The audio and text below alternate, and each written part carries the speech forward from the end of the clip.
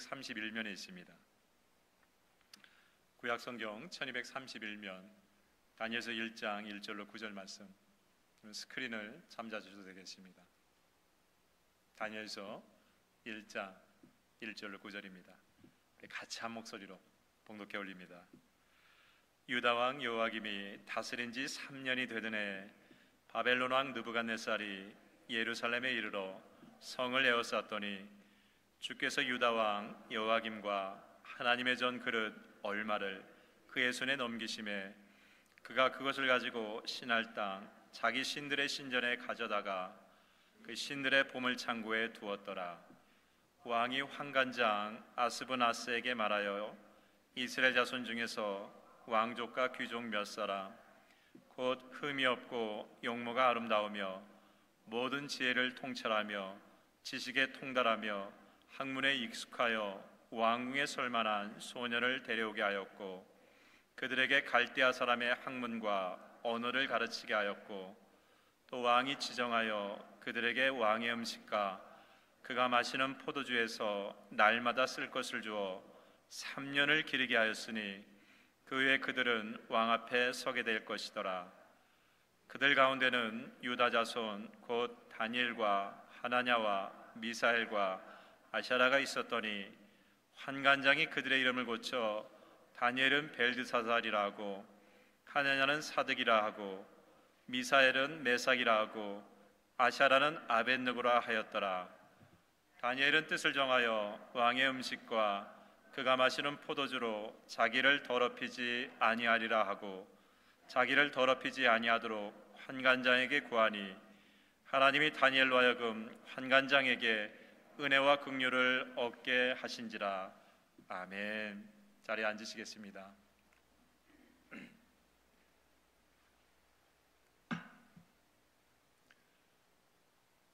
키르기스탄 출신의 친기스라는 작가가 있습니다. 친기스. 이 사람이 쓴 책 가운데서 100년보다 긴 하루라는 책이 있습니다. 100년보다 긴 하루. 여러분 100년이 긴가요? 하루가 긴가요? 당연히 100년이 길죠. 친기스는 말합니다. 우리가 인생을 살아가다 보면은 어떤 날은 100년보다 길게 나한테 다가오는 날이 있다 그랬습니다. 그렇죠.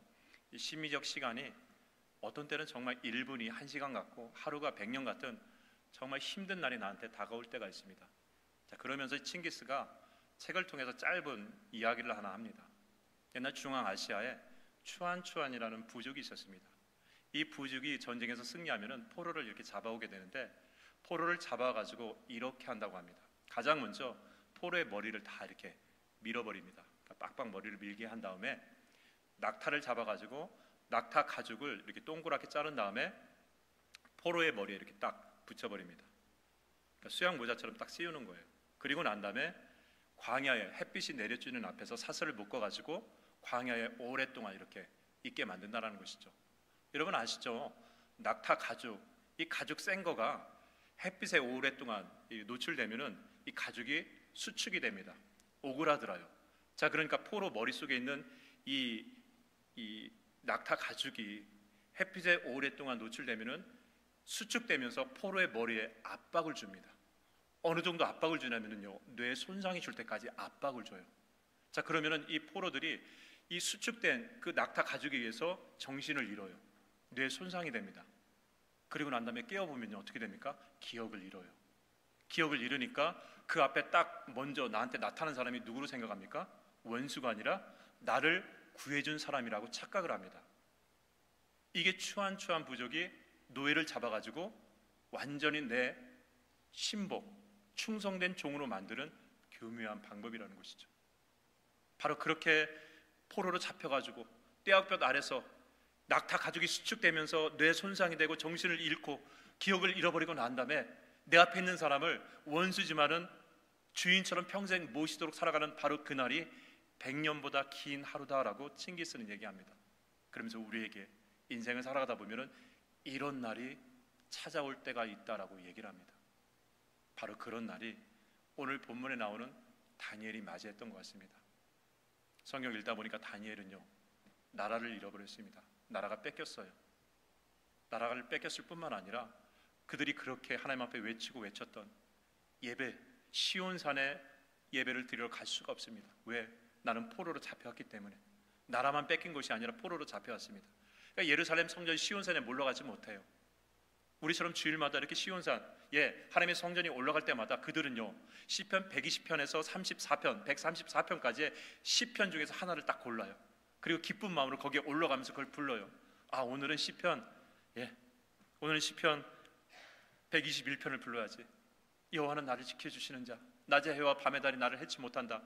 나름대로 시편을 부르면서 기쁘게 그 하나님 성전에 올라가는 그 기쁨을 빼앗기게 됩니다. 더군다나 이 다니엘은요, 시드기야 왕의 친족이었습니다. 근데 왕의 친족, 왕족이니까 어떻습니까? 나라만 멸망하지 않았다고 한다면 내 인생은 정말 아름답고 행복한 그 인생을 살아갈 수 있는 모든 조건을 갖춘 사람이 다니엘이었습니다.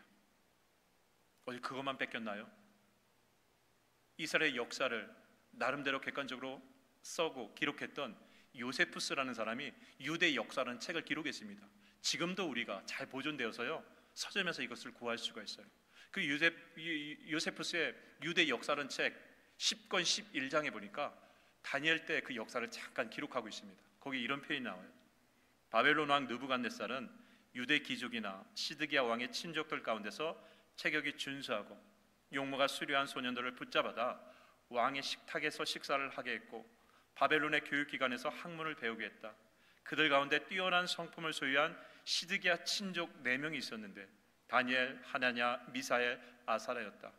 그러나 바벨론 왕은 이들의 이름을 바꾸고 다니엘은 벨드사살, 하나냐는 사드락, 미사엘은 메사, 아샤라는 아벤느고로 부르도록 했다. 그리고 그들의 대부분을 내시로 만들었다. 성경에 보면요, 다니엘과 세 친구를 가르치고 감시하는 아스브나스라는 사람이 나옵니다. 그 사람 직책이 뭐예요? 환관장입니다. 환관장이 뭡니까? 내시들, 강제적으로 거세당한 남자들을 관리하는 이 리더, 이 직책을 받은 사람이 아스나부스 환관장이죠. 그래서 3절에 보니까 환관장이라고 하면서 7절에 환관장이 그들의 이름을 고쳤다고 그랬습니다. 10절에 보니까 환관장이 다니엘에게 이르되, 다니엘의 모든 것을 다 뺏어갔어요. 나라 뺏어갔죠. 신앙적인 모든 것 뺏어갔죠. 이름 뺏어갔죠. 내 소망 뺏어갔죠. 내 기대 뺏어갔습니다. 심지어는 남자의 존재 가치도 이들은 뺏어갔습니다. 모든 걸 다 잃어버렸어요. 나 다니엘로서는 도저히 꿈을 꿀 수 없는 그 삶의 심연 깊은 곳까지 떨어지게 되었습니다.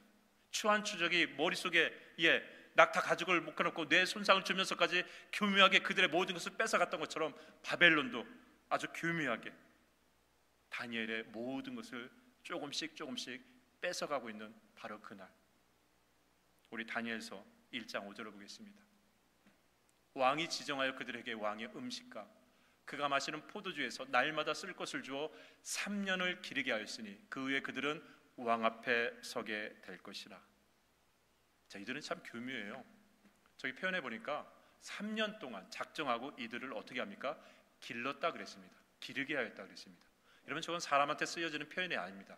기르다라는 것은 누구한테 쓰는 겁니까? 비인격적인 가축한테 쓰는 표현이 저 기르다라는 표현입니다.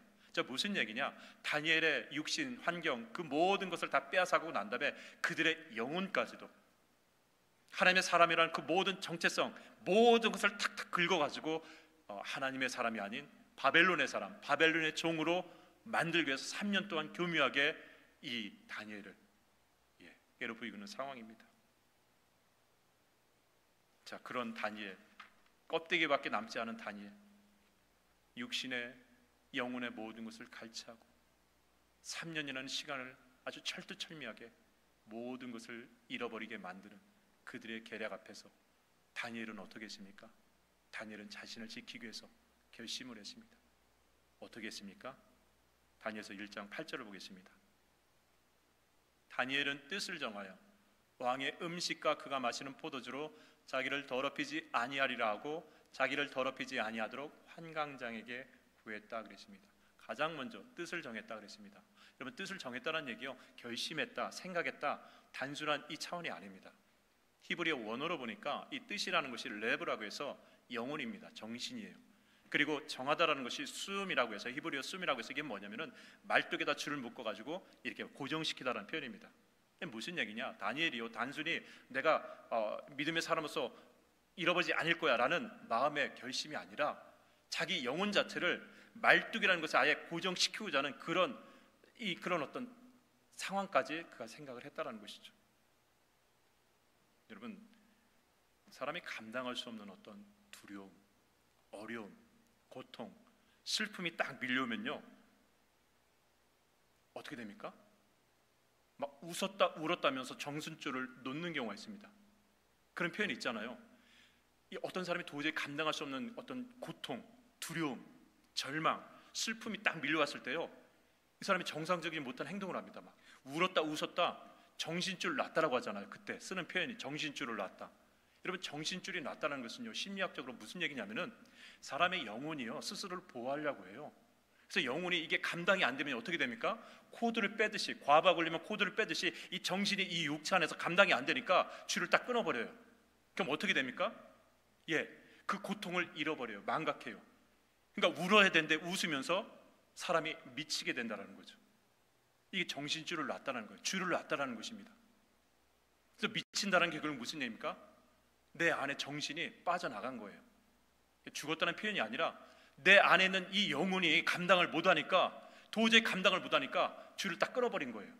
그래야 내 영혼이 보호가 되니까. 여러분, 다니엘은 믿음의 사람이지만 다니엘도 저 상황에 들어왔을 때 얼마나 두려웠을까요? 저때 나이가 아마 15세, 17세, 아마 요셉처럼 젊은 청춘이었을 것입니다. 믿음의 사람이지만요, 믿음의 사람도요 두려움을 느껴요. 믿음의 사람도요 인생의 바닥에 가면요 떱니다. 어떻게 감당이 안 돼요. 그때 믿음의 사람들도 그 안에 있는 영혼이 어떻게 됩니까? 영혼이 요동쳐요. 이 영혼이 줄을 놓고자 해요. 감당이 안 되니까. 그때 우리가 할 수 있는 게 뭡니까? 이 영혼을 고정시켜야 돼요. 요동치는 영혼을 고정시켜야 된다는 것입니다. 말뚝이 됐건 뭐가 됐건 이 영혼을 고정시키지 않으면 이 영혼이 어떻게 됩니까? 감당을 못해요. 감당을 못하는 그런 상황입니다. 그래서 뜻을 정했다는 건 뭡니까? 우리의 요동치는 정신, 우리의 요동치는 영혼을 말뚝과 같은 것에 단단히 고정할 수밖에 없는 것이 우리가 살아갈 수 있는, 우리가 살아남을 수 있는 영적 생존이라는 것이죠. 다니엘은 그것을 알아주고 있습니다. 다니엘만 그랬나요? 하나님의 마음에 합한 사람 다윗도요 이런 모습을 우리에게 보여줍니다. 다윗이 그도 마찬가지 17세 젊은 나이에 골리앗을 물리쳐서 믿음으로 승승장구하지만 사울의 열등감, 시기 때문에 쫓기는 자가 되었어요. 그도 마찬가지로 가정 잃어버렸죠. 직장 잃어버렸죠. 모든 걸 다 잃어버리게 됐습니다. 그리고 쫓기는 자로 도망치게 돼요. 가는 여정역마다 배신당하죠. 이제는 갈 데가 없어가지고 동굴 속에 숨어 있었는데 사울이 동굴 옆으로 지나가면서 자기를 죽이려는 그 순간에 너무나 힘들고 두려우니까 이 문제가 다 끝나고 난 다음에 그때 그 정말 힘들었던, 두려웠던, 답답했던, 절망되었던, 영혼이 요동쳤던 그때를 기억하면서 시편 57편의 말씀을 이렇게 우리에게 고백해 주고 있습니다. 근데 시편 57편을 이렇게 보면요, 여러분 성경에 보면은 시편에 어떤 얘기가 나오냐면은 그 시편이 어떤 상황에서 쓰여졌는지에 대해서 설명한 말씀이 나와요. 여러분이 시편 57편을 읽다 보면은 1절로 바로 들어가는 게 아니라 1절 위에 이 시편이 언제 어떻게 쓰여졌는지가 고스란히 나옵니다. 뭐라고 쓰였습니까? 다윗의 믹담시. 믹담이라는 것은 원수한테 어려움을 당했을 때 하나님 앞에 도움을 구하는 시라는 뜻입니다. 그리고 나서 인도자를 따라 알다스앗에 맞춘 노래라 그랬습니다.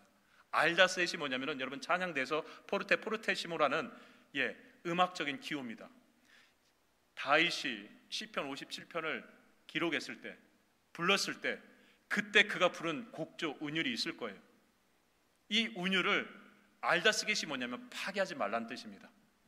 이 57편을 여러분들이 읽고 노래할 때 여러분들 마음대로 곡조 붙여서 부르지 말라는 것이죠. 음노지를 시편 57편 다윗이 느꼈던 두려움 그대로, 그 두려움을 극복했던 은혜의 감격 그대로, 그 감격을 파괴하지 말고 잃어버리지 말고 똑같이 그 심정으로 이 57편을 부르라라는 표현이 알다스겟에 맞춰서 부르라는 얘기입니다. 그러면서 시편 57편 1절이 시작돼요. 뭐라고 시작됩니까? 하나님은 내게 은혜를 베푸소서, 내게 은혜를 베푸소서, 내 영혼이 주께로 피하되 주의 날개 그늘 아래서 이 재앙들이 지나가기까지 피하리다라고 하면서 절규를 하기 시작합니다. 6절이 그 절규의 정점이죠. 그들이 내 걸음을 막으려고 그물을 준비했으니 내 영혼이 억울하리로다 라고 하면서 이 두려운 마음을 막 펼쳐나갑니다. 그러다가 그 다음 절 7절에 믿음의 결단을 우리에게 보여줘요. 그게 뭡니까? 하나님이여 내 마음이 확정되었고 내 마음이 확정되었으니 내가 노래하고 내가 찬송하리로다. 이 확정되었다는 격은 무슨 의미입니까? 내 요동치는 영혼을 말뚝에 박아서 고정시키겠다라는 그런 의미입니다. 그럴 수밖에 없어요. 내가 내 이 영혼 떨림을 나도 감당하지 못하니까, 내가 못하니까 하나님의 살아계신 말씀, 히브리서 4장 12절 말씀처럼 하나님의 말씀은 살았고 운동력이 있어 자기의 날선 어떤 검보다도 예리하여 우리의 혼과 영과 골수를 찔러 쪼개기까지 하는 그 하나님의 말씀이 말뚝이 되어서 내 영혼을 고정시키도록 만들겠다라고 결단하는 것이 다윗이었고 다니엘이었고 그리고 우리가 되어야 될 줄 믿습니다. 이런 우리가 많이 착각해요. 믿음의 사람은 어느 순간에도 흔들리지 않는다? 아니요, 똑같이 흔들려요. 차이가 있으면 뭡니까? 흔들렸을 때 어떻게 하느냐가 세상 사람들과 믿음의 사람들의 차이라는 것이죠. 똑같이 흔들리고 똑같이 두려워하고 똑같이 이 영혼이 떨렸지만 다니엘과 다윗은요, 하나님의 말씀을 말뚝 삼아 자기의 영혼을 고정시켜서 흔들리지 않도록 하는 영적인 모습을 우리에게 분명히 보여주고 있다는 것이죠. 여러분, 그래서요, 우리가 매일 성경 읽는 게 살아계신 하나님의 말씀, 그 말씀을 말뚝 삼아 살아가는 것입니다. 여러분, 기도하는 것, 찬양하는 것. 요한 웨슬리 목사님 어머님 수산나는요 기도할 시간이 없어요. 애들만 13명 낳았어요. 기도할 시간이 없어요. 여러분 아시죠? 애들 키우다 보면 시간 없어요. 어떻게 기도하는 줄 아세요? 애들 잠깐 침대에 누워놓고 침대 모서리에서 기도하면서 그런 영혼을, 흔들리지 않는 영혼을 붙잡아 주시는 하나님의 말뚝을 계속해서 세워나갔다라는 것이죠. 자, 그렇게 다윗은요, 다니엘은 자신의 영혼이 요동칠 때 그 영혼을 붙잡아 주시는 하나님의 말씀의 말뚝을 봐놓고 자기를 고정시켰습니다. 중요한데 거기서 끝나지 않았어요. 그렇게 고정시켜놓고 나를 어떻게 계속해서 세워나갈 수 있는지에 대해서 우리에게 그 답을 보여주고 있습니다. 우리 다니엘서 1장 12절로 13절을 보겠습니다. 청하오니 당신의 종들을 열흘 동안 시험하여 채식을 주어 먹게 하고 물을 주어 마시게 한 후에 당신들 앞에서 우리의 얼굴과 왕의 음식을 먹는 소녀들의 얼굴을 비교하여 보았어. 당신이 보는 대로 종들에게 행하소서 하매. 자, 무슨 얘기냐?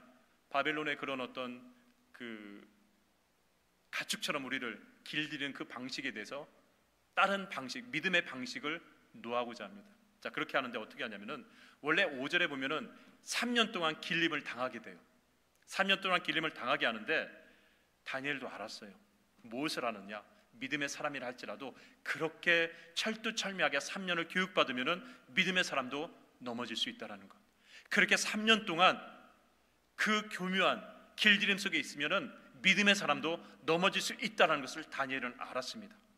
그래서 다니엘은요, 뜻을 정하고 그 영혼이 흔들리지 않게 고정시킨 다음에 그 영혼이 더욱더 강건해질 수 있도록 10일이라는 시간을 간구를 했습니다.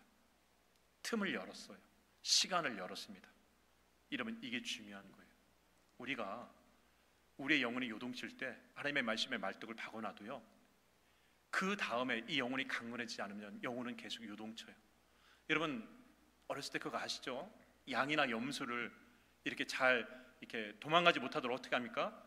목에 줄을 묶어가지고 말뚝을 딱 박아놓습니다. 그래서 처음에는요, 염소가 요동쳐도 말뚝이 안 뽑혀요. 자, 그런데 시간이 지르면 염소가, 양이 요동치면서 어떻게 됩니까? 말뚝이 흔들려요. 박아놓던 말뚝이 흔들립니다. 그리고 난 다음에 시간이 지나면 말뚝이 뽑혀요. 뽑혀가지고 이 염소가 어떻게 다닙니까? 줄하고 풀려진 말뚝을 끌고 돌아다녀요. 이래서는 안 된다는 거죠. 이게 오늘 우리에게 주신 두 번째 메시지입니다. 우리가 우리의 영혼을 하나님의 말씀의 말뚝에 고정시켜놔도요, 그 다음에 시간을 만들고 틈을 만들어서 우리의 이 연약한 영혼이 굳건하게 세워지지 않게 만들면은요, 우리 어떻게 됩니까? 요동치는 게 계속 요동쳐가지고 말뚝까지 뽑아져가지고 나중에 어떻게 됩니까? 그 염소들처럼 줄에 말뚝을 질질 끌고 다녀요. 차라리 하나님을 몰랐다라고 한다면 예전처럼 그냥 대충 살면 되는데 이제는 어떻습니까? 하나님을 알기 때문에 세상 가운데서 줄에 묶인 말뚝을 끌고 다녀요. 더 불편해요. 더 하나님의 말씀이 여기에 좀 남아있으니까 더 어떻습니까? 죄책감만 더 들어요. 그런 상황과 똑같이 가는 경우가 얼마나 많습니까? 성경은 들고 다니는데, 예배는 드리는데, 마치 풀린 줄과 말뚝을 끌고 다니는, 이리저리 돌아갈 때 그걸 끌고 다니는 그 죄책감이 계속해서 나를 누른다는 것이죠. 그래서 중요한 것은 그 말뚝에 우리의 영혼을 고정하면요, 틈을 만들어야 돼요.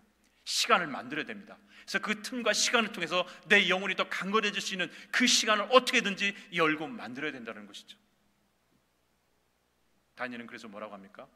열흘이라는 시간을 달라고 요청을 합니다. 내게 열흘을 주소서. 그 열흘은 뭡니까? 그 열흘은 이 영혼이 또 하나님 앞에 가까이 나갈 수 있는 시간. 그 열흘은 이 문제와 같은 삶 가운데서 우리 영혼을 압식하고 잠식하려는 그 세상에 대해서 내가 영적으로 더 강건해지고 영적으로 더 무릎 꿇고 영적으로 하나님 앞에 더 부르짖을 수 있는 그 영적인 시간의 틈을 달라고 얘기를 한 겁니다. 이때만 달라고 했나요? 이제 2장에 보면 상황이 바뀌어. 이 문제 해결하고 난 다음에요, 또 위기가 와요. 이번엔 죽음이라는 더 큰 위험이 옵니다. 다니엘서 2장 12절로 16절을 보겠습니다. 자, 이 3년의 그 어려움이 지나고 난 다음에요, 끝날 줄 알았는데 더 큰 어려움이 밀려와요. 왕이 이로 말미암아 진노하고 통분하여 바벨론의 모든 지혜자들을 다 죽이라 명령하니라. 왕의 명령이 내림에 지혜자들은 죽게 되었고 다니엘과 그의 친구들도 죽이려고 찾았더라. 그때 왕의 근위대장 아리옥이 바벨론 지혜자들을 죽이러 나가매 다니엘이 명철하고 슬기로운 말로 왕의 근위대장 아리옥에게 물어 이르되 왕의 명령이 어찌 그리 급하냐 하니 아리옥이 그 일을 다니엘에게 알림해 다니엘이 들어가서 왕께 구하기를 시간을 주시면 왕에게 그 해석을 알려드리다 하니라. 이에 다니엘이 자기 집으로 돌아가서 그 친구 하냐냐와 미사엘과 아사라에게 그 일을 알리고 하늘에 계신 하나님이 이 은밀한 일에 대하여 불쌍히 여기사 다니엘과 친구들이 바벨론의 다른 제자들과 함께 죽임을 당하지 않게 하시기를 그들로 하여금 구하게 하니라. 기도하게 하니라. 네, 첫 번째 사건이 잘 마무리되었어요. 근데 그 다음에 느부갓네살이 꿈을 꾸는데 이 꿈을 지혜자들, 다니엘처럼 지혜 있는 바벨론 교육을 받은 사람들이 이걸 못 풀어요. 물론 그때 다니엘은 없었습니다. 그러니까 느부갓네살이 활약하고 어떻게 합니까? 이 바벨론 안에 있는 모든 지혜자들 다 죽여버려라고 하면서 근위대장, 경호대장 아리옥에게 명령을 내렸습니다. 그래서 아리옥이 나가서 지혜자들을 다 죽이려고 하는데 가장 먼저 누구 만났습니까? 다니엘 만났어요. 그럼 다니엘 죽여야 되잖아요. 근데 다니엘이 지혜롭게 얘기를 하면서 풀어냅니다. 그래서 뭐라고 합니까? 시간 달라. 시간을 주면 내가 풀어주겠다라고 얘기하면서 시간을 또 봅니다. 이런 다니엘은 계속해서요, 시간, 틈을 계속해서 벌려나갑니다. 원래 다니엘에게는요, 열흘이라는 시간도 없었습니다. 이 시간에 말미도 없었어요. 그에게 가진 거는 그냥 그 시간에 맞춰서 내가 끌려다닐 수밖에 없는데 다니엘은요, 그 상황에서도 계속해서 시간과 틈을 벌려놓으면서 그 시간을 통해서 하나님의 은혜 통로를 계속해서 열어가게 됩니다. 열흘이 3년을 벌었고 3년이 또 다른 시간을 계속해서 벌려나가게 만드는 것을 다니엘이 보여주고 있습니다. 근데 이 시간을 누구한테 구했습니까? 하나님한테 구했나요? 사람한테 구했나요? 물론 모든 배후에는 하나님이 계시지만 1차적으로는 누구한테 구했습니까? 믿지 않는 사람이었어요. 세상 사람, 나를 감시하는 사람, 아스분아스라는 환관장에 구했습니다. 열흘을. 그 다음에 누구한테 구했나요? 나를 죽이려는 아리옥한테 또 시간을 간구해서 그 시간을 열어놨습니다. 여러분, 그들도 알았어요. 이들에게, 이 다니엘에게 시간을 준다는 것은 이건 모험이라는 것을. 왜냐하면요, 다니엘이 그것을 잘못해서 풀어내지 못하면 어떻게 됩니까? 내가 대신 죽게 돼요. 그래서 다니엘서 1장 10절에 뭐라고 합니까? 다니엘서 1장 10절에 보니까 환관장이 다니엘에게 이르되 내가 내 주 왕을 두려워하노라.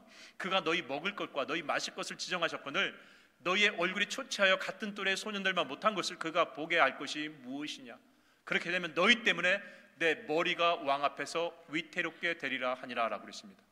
여러분, 이건 모험을 거는 거예요. 시간을 요청했을 때 다니엘이.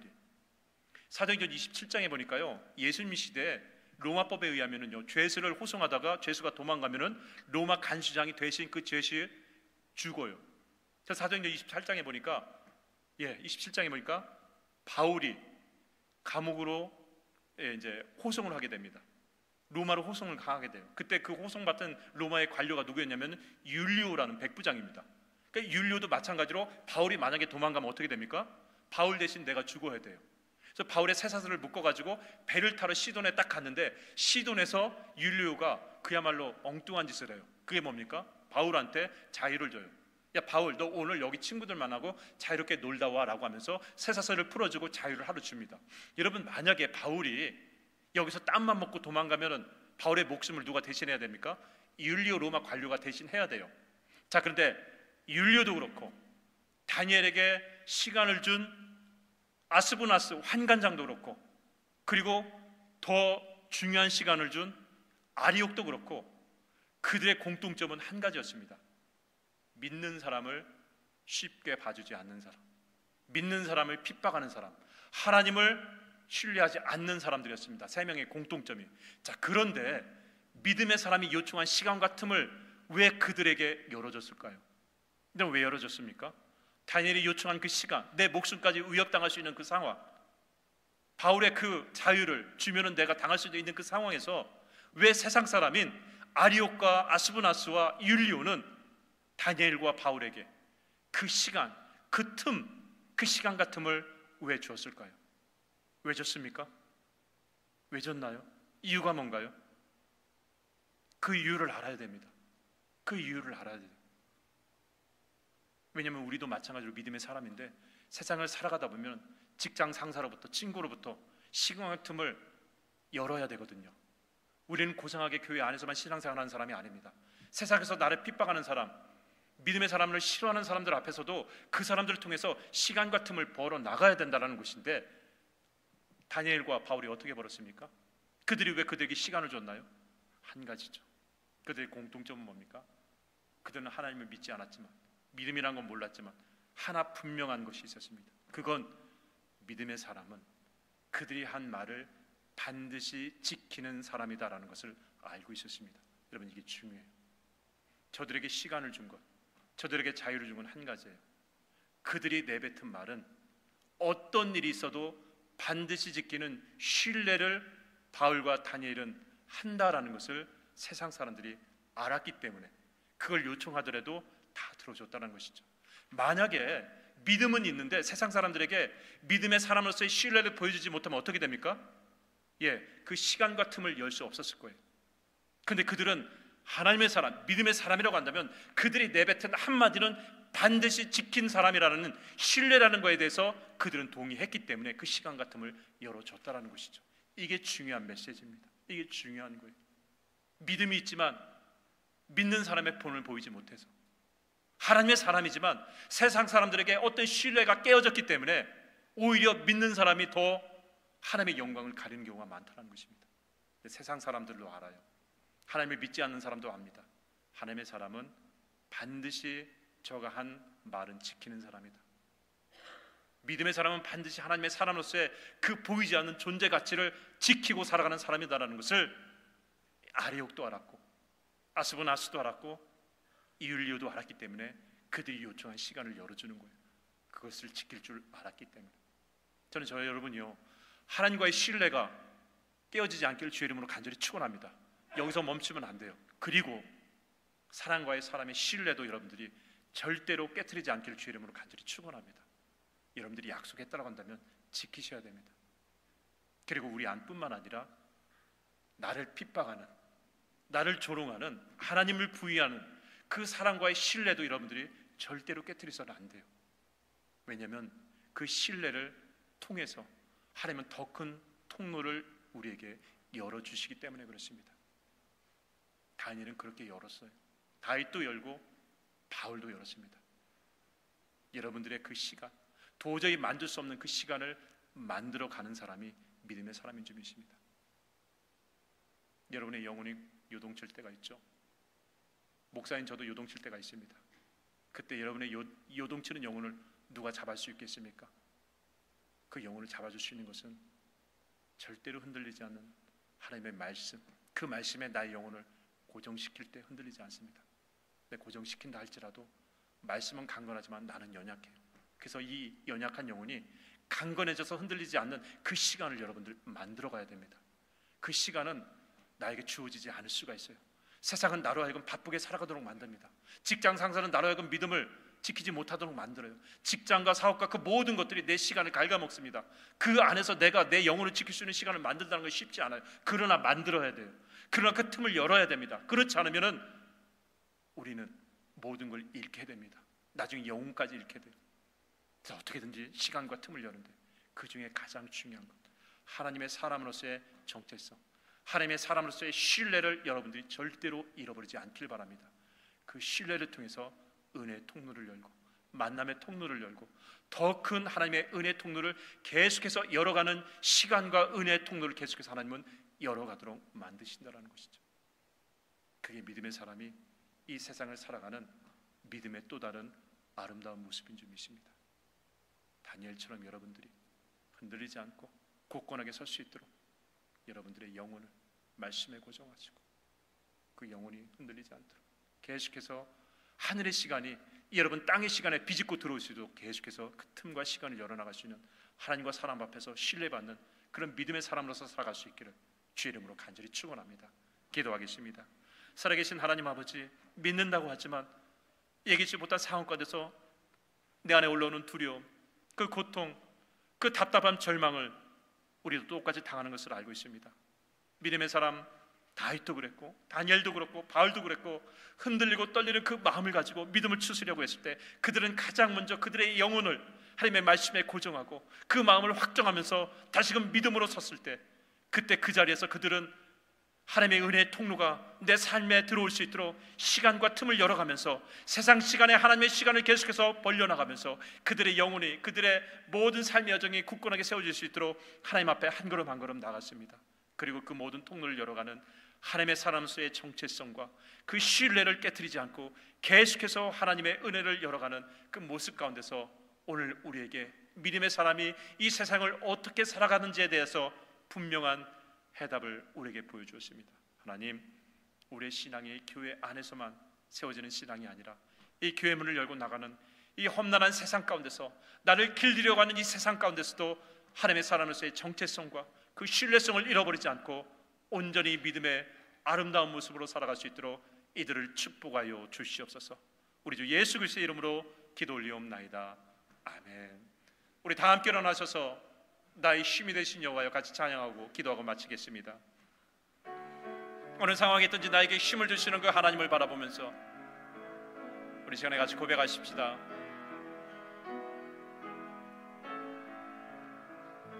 나의 힘이 되신 여호와, 내가 주님을 사랑합니다. 내가 주님을 사랑합니다. 주는 나의 반석이시며 나의 요새시라. 주는 나를 건지시는 나의 주, 나의 주, 나의 하나님. 나의 피할 바위시여 나의 방패시라. 우리 전심으로 풀어주십시다. 나의 하나님, 나의 하나님, 구원의 뿌리시여 나의 산송이라.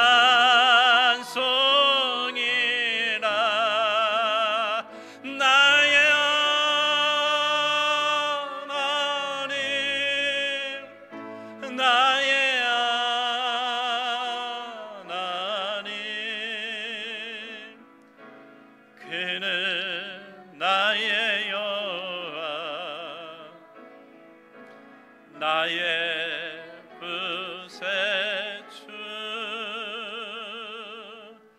지금은 하나님 아버지의 극진하신 사랑과 그 사랑을 전해주시기에 이 땅에 낮은 몸으로 오시고 우리가 사망의 음침한 골짜기에 거닌다 할지라도 그 자리에서도 우리를 지키시고 인도하시고 보호하시는 우리 주 예수 그리스도의 은혜와 성령님의 가망감동 교통하심이 내 모든 것이 무너진, 그래서 내 영혼이 요동치는 상황 가운데서도 오직 주님 앞에 이 영혼을 고정시키고 하나님의 사람으로서의 정체성과 신뢰를 잃어버리지 않고 계속해서 내 삶에 하나님의 시간을 열고 은혜의 통로를 열어가는 사랑하는 당신의 자녀들 머리 위에 지금부터 영원토록 함께 하시기를 간절히 축원하옵나이다.